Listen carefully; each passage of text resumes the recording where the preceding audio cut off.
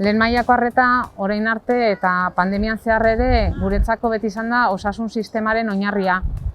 Paziententzat sistema honen sarrera bezalakoa da eta garai honetan pandemia garaian erakutsi dugu ere sistema horren oinarri gu gerala, suposatu digun lankarga guztiagatik eta gestionatu ahal izan degulako nahiz eta baldintzak deserosoak edo desegokiak izan.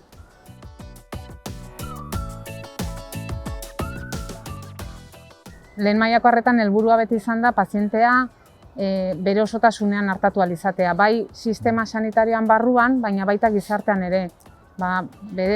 Gizarteak dituen beste eragile batzuekin ere komunikatu eta lan egiten dugulako. Pandemia garaian zaila izan zaigu, alde batetik denbora gutxi izan dugulako eta baliabide gutxi ere izan ditugulako. Gure helburu bat behintzat momentu hauetan atentzio integral hori berreskuratzea izango litzateke.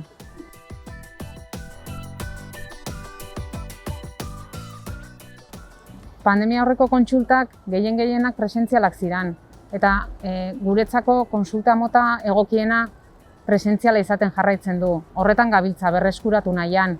Baina egia da pandemian kontsulta telefonikoek bai erakutsi digutela badaudela egoera batzuk telefonikoak edo kontsulta telefoniko horiek oso lagungarriak izan daitezkela.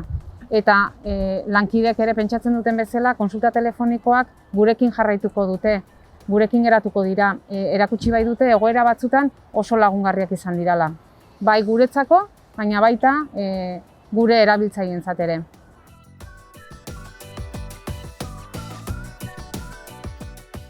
Momentu hauetan lehen arretan nekatua gaudela esan dezakegu.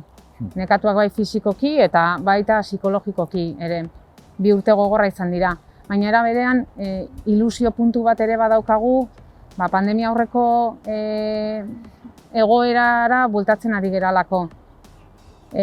Ikusi beharko dugu ea posible dan leno baino hobeto lan egitea, baliabide gehiagorekin, denbora gehiagorekin. Beraz momentuetan nekatuta bai, ilusionatuta ere bai eta espektatibarekin aber ze gertatuko den datozen hilabeteetan.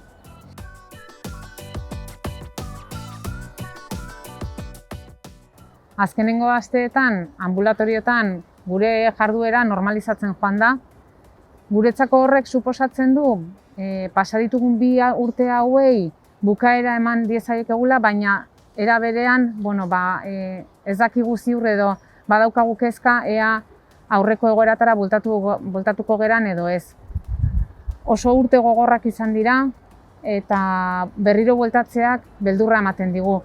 Ojala datozen aste eta hilabetetan gure jarduera normalizatzen joatea edo jarraitzea eta 2 urte hauek benetan gure memorian geratzea eta 2 urte hauetatik zeozer ikasi ahal izana eta aplikatu ahal izana denbora guzti horretan.